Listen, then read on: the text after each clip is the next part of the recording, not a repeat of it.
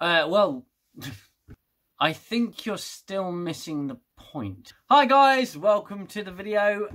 Second video for today. So I just got done watching Strange New Worlds, the new Star Trek show, which stars Anson Mount as Christopher Pike. And it continues on from where Discovery left off before going into the distant future and giving us two of the worst seasons of television I've ever seen, but also the most comical. I have to go into any new Star Trek with an open mind, okay? I have to do it, despite the fact that it's still written by people like Akiva Goldsman, Alex Kurtzman. They've said, okay, this Star Trek will be different. It'll be more like the Star Trek you remember. It'll be episodic, and each episode will be a different story. We'll give you the Star Trek that you remember, in the style that you remember. But yeah, it's still quintessentially Kurtzman Trek. I'm going to take you through the first episode, so spoilers are coming.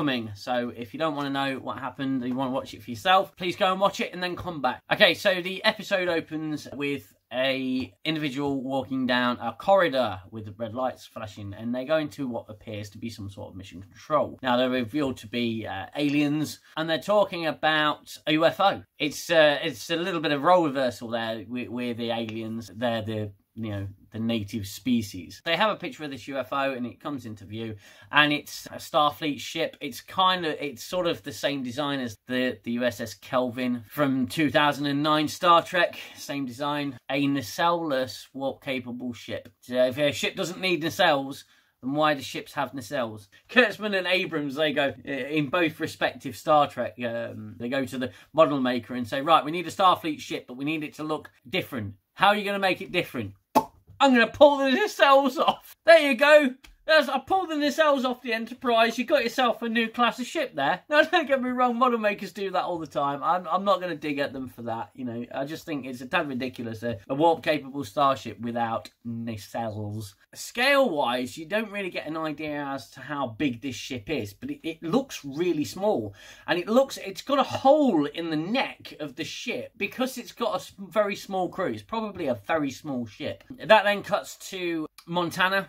We see Christopher Pike making some breakfast after having had some fun with a captain friend of his. He's making breakfast, she comes out, and they have a conversation about he's struggling to go back to Starfleet or reassume command of the Enterprise because of what happened with Discovery at the end of season 2. The whole revelation about him seeing his death, if you remember that episode from season 2. I barely remember anything about Star Trek Discovery Season 2 because I cannot remember a time where I was more bored watching an entire season of complete drivel. They're sitting down at breakfast. Pike's communicator's going off, and she says, are you going to answer the phone? Okay, so the phone, it's not a phone, it's a communicator. This is a phone, okay? That's a communicator. Call a communicator a communicator. Why are you going to answer the phone? He says he can't talk about what happened with Discovery because it's classified. And she says, I have a higher security clearance than you. And he says, not for this, you don't. They're still going with the Discovery incident, and Discovery in general has been classified, even though everybody knows that the Starship Discovery existed. Never mind, I'll skate past that for now. She gives him a kiss and buggers off. He decides he's going to go for a horse ride. And for some reason, I don't know why, because it's the future. They can harness the power of antimatter. But they have wind farms. They have wind turbines in the future.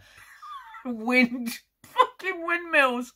I know what they're trying to do. They're trying to bring the future to us, and they're trying to mesh the two together. But Pike's horse ride gets interrupted by an admiral on a shuttle as it flies by. He lands and he says, "Look, I'm ordering you back to Starfleet. I know I said I'll give you a choice, but I'm basically ordering you back to Starfleet because number one has gone missing. Rebecca Romaine, she's gone missing on a first contact mission that went bad." Captain Pike's like, do I don't? And the Admiral's like, look, I'm ordering you. You're going to have to do it. Still can't talk to the Admiral about what happened with Discovery because that's still classified, even for an Admiral, so he can't talk about it. The opening credits for this are a massive hook. I was quite impressed with them. I'm not going to lie to you. I was quite impressed with the opening credits. The music is the theme of original Star Trek, but obviously it's going to be 25% different. There's some gorgeous beauty shots of their version of the Enterprise. I think it's a decent update. It's all right. I didn't mind the credits. I quite liked them. They were closer to Star Trek than Discovery's credits. They looked like they were put together by a 5-year-old, and they were doing so well. This name pops up, and you sort of jarred back, and you think, hang on a minute, yeah, of course it's Kurtzman Trek. It's created by Akiva Goldsman, Alex Kurtzman. The teleplay is Akiva Goldsman. It may be better Kurtzman Trek. It may not be. I don't know yet. It's too early to tell. But it's still Kurtzman Trek. Post-credit, we're on Vulcan. Spock is having a robotic, and I do mean robotic, conversation with his girlfriend. That's right, his girlfriend. They are talking like a pair of fucking thesauruses, and it's really sort of bland and uncomfortable, and she asks him to marry her. Spock's like, yeah, I'll marry you. Yeah, all right. And they have a kiss. Now, it's unclear to me at this point if they're experiencing pon farr, but I can tell you, once they're told by this absolute fucking cockblocker to go and do that somewhere else, they go and do that somewhere else, and Spock is ready to pon farr the frickety frackety fuck out of his girlfriend. But unfortunately, Spock gets cocked blocked by Pike. There was this moment where I fell off my chair laughing. I genuinely did. Spock's communicator's going. Spock puts the communicator on a dock. Spock's got a dock. It's a Spock dock, like an iPod dock for his communicator, and it brings up a visual image. Who knew the communicator had a screen attachment? A lot of the time, Star Trek didn't need to do that. You knew a communicator was a communicator. You knew a tricorder was a tricorder. You knew a phaser was a phaser. There you have phone, you have scanner, you have gun. It didn't need to bring in technology from its own past and mesh it up together to help people recognise what it is. Pike's heading up to the Enterprise, and he's looking at a pad, and on the pad has a service record of one La'an Noonien Singh. La'an Noonien Singh. Is she a relative of Khan Noonien Singh? Is she a descendant of Khan Noonien Singh? Either way, he's looking at a pad for La'an Noonien Singh, who we're about to meet in the episode. We see that there seems to have been some kind of past with the Gorn and this person. Pike beams aboard, meets the transporter chief, who can work miracles. I'll get to that in a bit. So we meet the bridge crew, and I'm sure we're going to get to know them more than we did the people on Discovery. So I've already learned one name, and that's La'an Noonien Singh. We've got Uhura as well on the bridge. She's a bit of a green cadet, to be fair. She's very green and new. I don't know her name, but we meet her, and I've got a sneaking suspicion she's going to be Lieutenant Smug of the Starship Enterprise, but we'll see where that goes. The Enterprise leaves space dock. Pike keeps seeing what happened to him and Discovery in reflections, and he's getting distracted by it. Spock asks if he's all right. Can you give the order to get us moving, please? The Enterprise goes into warp, and we're back. Epileptic warp. We're back to epileptic warp. I wish they'd have changed the warping backdrop just back to what Star Trek warp looks like, because that's just sickness-inducing. We get some shots of the Enterprise and engineering. It's a similar sort of design to the original Enterprise. It's just a bit more complex, a bit more flashy, I suppose. The aesthetics of the Enterprise are a bit more flashy. We cut to Pike in his quarters, remembering more about what happens to him in the future. Spock sits him down, and they have a conversation about it, and Spock just says, look, you've got to command the ship. Use what you've learned to command. Do your job. Enterprise arrives in orbit of the planet that they're heading to. They spot the little ship with no neck and no nacelles, and they realise that the species haven't naturally got warp technology. Is that they were clearly given it because they're nowhere near being warp-capable species. And we have La'an Noonien Singh, and she's She's going to be the bestest ever. She's going to be the new bestest ever in this show. She says, I recommend we put the shields up now. And Pike goes, why? And she goes, because I said so. Hello, I'm amazing. Pike puts the shields up at the surface fire missiles at the Enterprise. I think one of them says damage report, and they go, oh, we're okay. But if the shields weren't up, sir, and he turns to her and goes, oh, good job. And she's all smug and everything. So they realise they've got to go down to the planet. They have a meeting. Spock's talking about first contact worlds, non-first contact worlds. They realise they've got to beam down and blend in. Now, they're not going to do this with prosthetics. They're not going to do it with makeup or anything like that. They're going to do it with gene therapy to alter the way they look, probably leading into the whole Union Sing. And obviously with Picard and Dr. Evil going into the Khan project, I think you can tell where it's going to go. They're going to retread something that was amazing to begin with, retrodden on with Into Darkness, which sucked. And then they're going to do it again. It's how many times can you try and get Khan right when it didn't need fixing in the first place? Captain Pike knows the Doctor, the Doctor knows Captain Pike, and then we meet Nurse Chapel, played by Daenerys Targaryen. I know it's not Daenerys Targaryen, I know it's not Emilia Clarke. I think we can probably refer to her as Discount Emilia Clarke. Nurse Chapel, Discount Emilia Clarke. She says, I need to manipulate the DNA. It's going to be in 2 stages. Everyone's talking like hip and cool and rad and young and stupid. Basically, she says it's a 2-stage process. 1 is a sedative and 2 is the gene therapy. You need the sedative because it's going to be extremely painful. And everyone's like, yeah, hit me with that sedative. I don't want to be experiencing no pain. That is, of course, except La'an, because she's the bestest ever and she's such a hard nut. She does it without any sedative because she's so hard. She's a hard ass. She don't need no sedative because you want to experience pain. And at that point, I went, I bet she's got a tragic backstory. We'll see, won't we? Anyway, she doesn't take the sedative and the gene therapy starts taking place. It barely makes a sound. She goes,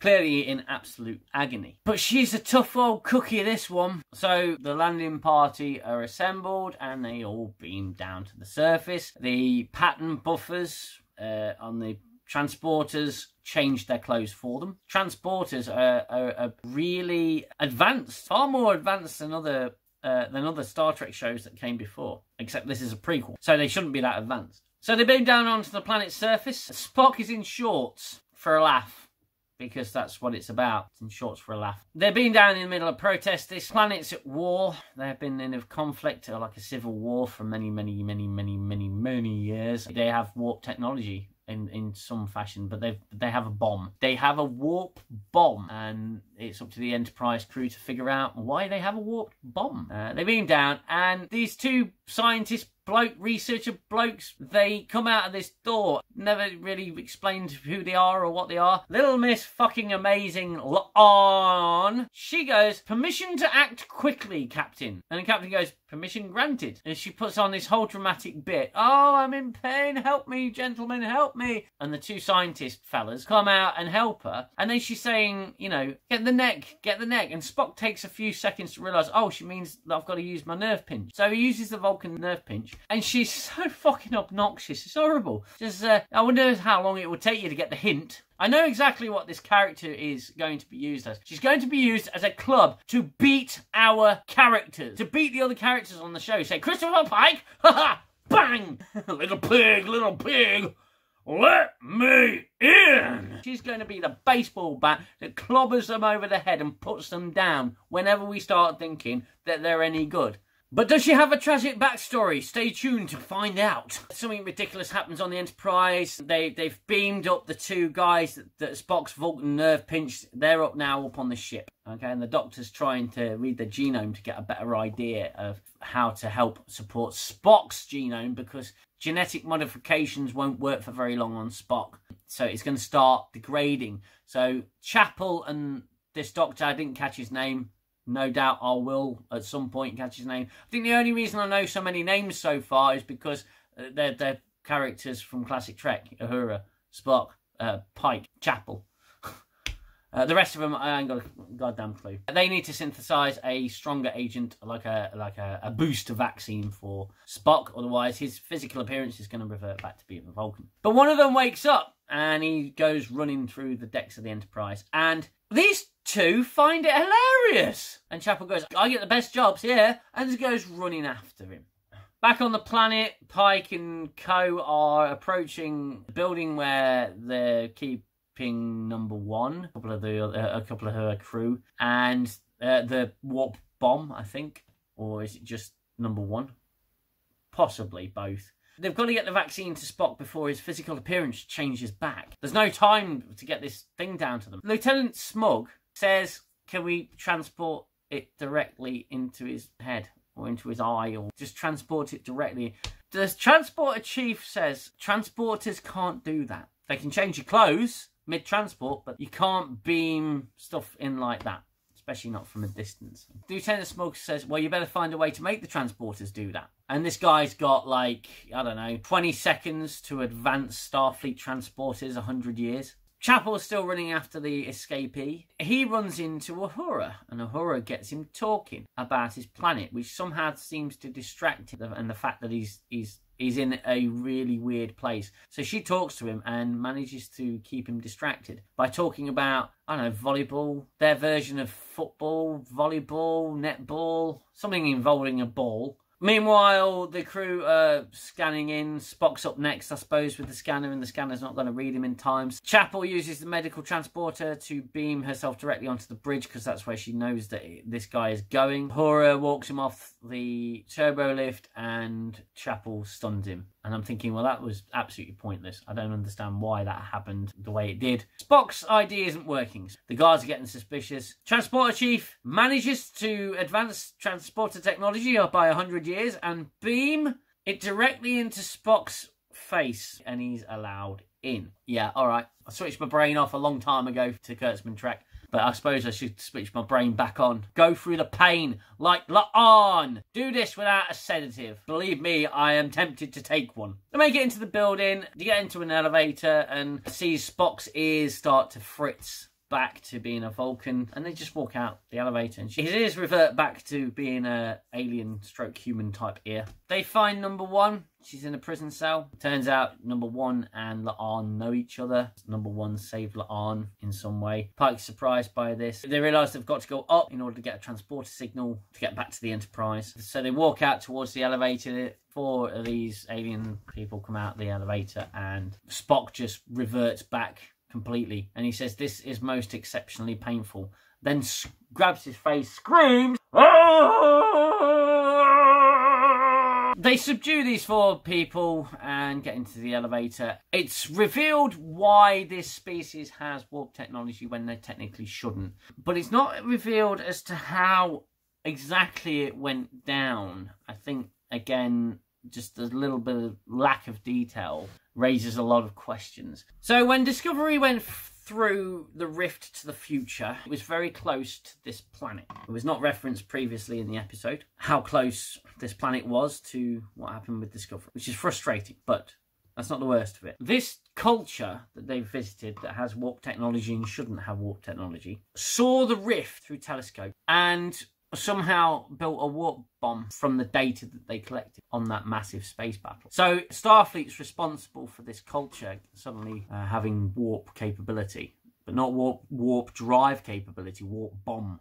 A warp bomb. See, a warp bomb, this got me pondering, because a warp bomb, isn't that just an antimatter bomb? It's not a warp bomb. A warp bomb, warp-capable bomb, like Dreadnought. We all remember Dreadnought? That was a warp-capable missile with a sophisticated computer program. They have an antimatter bomb, basically. Not a warp bomb, but an antimatter bomb, because warp drives run on antimatter, and this is the same stuff that powers a warp drive. So it's not a warp bomb, it's an antimatter bomb. Civilization have an antimatter bomb. They saw the rift through a telescope. This is what the show's telling us. They saw a rift through the telescope. Then from that data, they managed to build a warp bomb. I don't know how that works. I suppose we're not supposed to know how that works. Number one says basically we're responsible. We're responsible because this civilization saw it. Pike goes, well, okay, so we're responsible. We've got to find some way to stop them from annihilating themselves. Spock says, you know, this is General Order number 1. We don't interfere. Pike goes, well, we're going to have to do something. So everyone except Pike and Spock beam back to the Enterprise. And Pike and Spock get captured. And they get taken to, for some reason, this culture's version of the Oval Office with a president of one side of this civil war. And he says, look, you know, we're spacefaring. This is what we do. We're, you know, work with us. You've got to stand down. This technology can destroy and wipe out everything. They're not having any of it. This president lady says, well, no, that's not going to happen. We're just going to keep fighting. Who's got the biggest stick?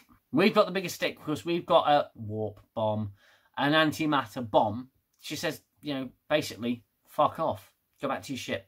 Pike and Spock turn around and they're being escorted out. And Pike shouts at his communicator to the Enterprise, put the Enterprise in a low orbit. Let's show people what we've got. And the Enterprise drops into a low orbit and it's revealed to everybody, to the entire planet, alien life exists. So they've broken General Order number 1, which is not yet known as the Prime Directive. News reporters reporting the news on this planet. There's the Enterprise in the background and our crew's back on the Enterprise and they're watching the negotiations between the two sides. It's not going very well. La'an has a tragic backstory. The Gorn did nasty things to her and her family. She was the one that survived. And she reels it off and turns out number 1 saved her. So that's our first episode in. And we've got a tragic backstory. I think this is going to be Discovery all over again, which is just a different veneer. Pike beams down and says, look, this is my planet. This is what we are. This is my planet right now. This is my planet many years ago. It was very much like yours. And then we had wars.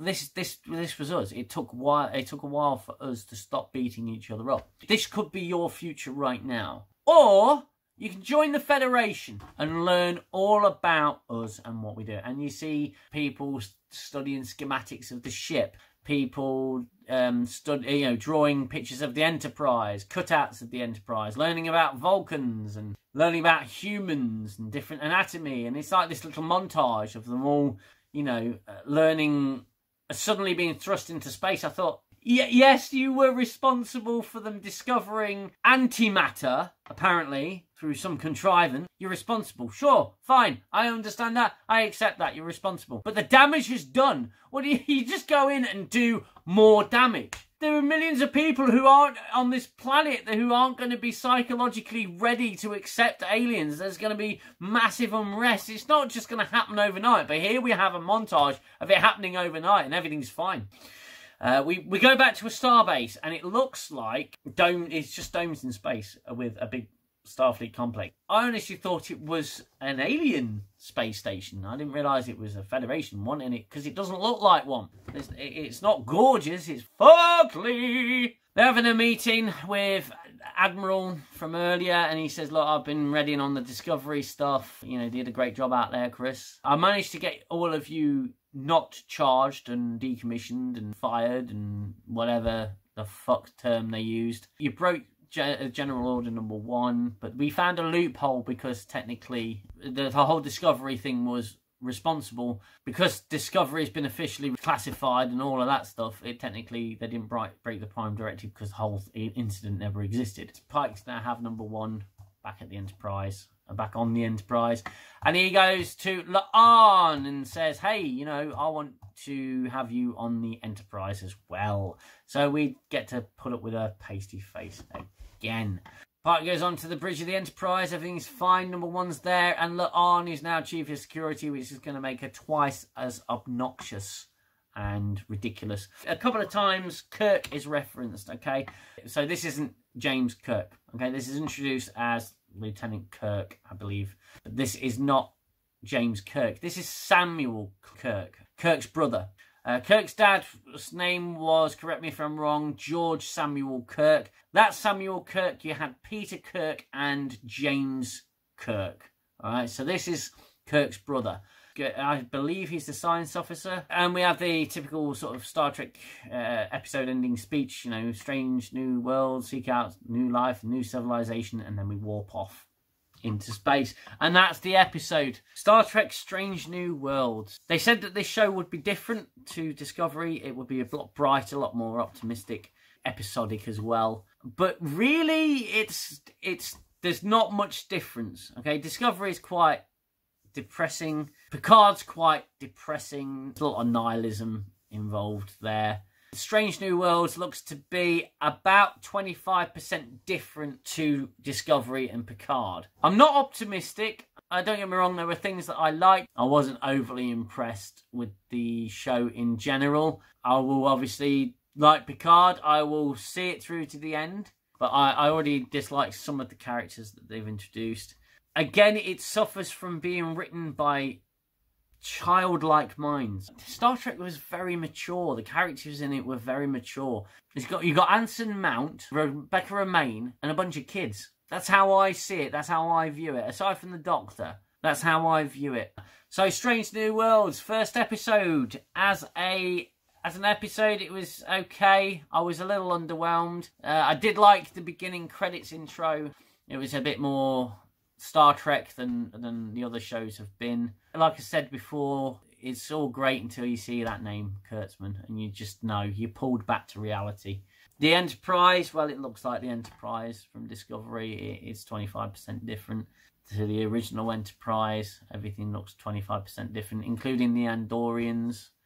I want to see if they keep to their word and keep it episodic, because if they have like season-long story arc and a big threat from a big enemy like Picard's just had, I don't think it's going to be any good. I'm going to keep watching and I'm going to keep reviewing. So thank you for joining me. Thank you once again to everybody who has subscribed to the channel. It means so much to me that the channel has grown so quickly. We're already past 1,000 subscribers. Please continue to support the channel if you are liking what you're seeing. And I will continue to make videos. I will be here to the bitter end. If you are new here, please hit that subscribe button, like and share the video. Until the next episode of Star Trek Strange New Worlds, goodbye for now from me. Look after yourselves and please look after each other. I will see you in the next video. Take care. Bye-bye for now. I need the silence, stop the violence of the war in my head. Time's the healer, the eraser of all done and said. And as I fall back to my shelter, I know I'll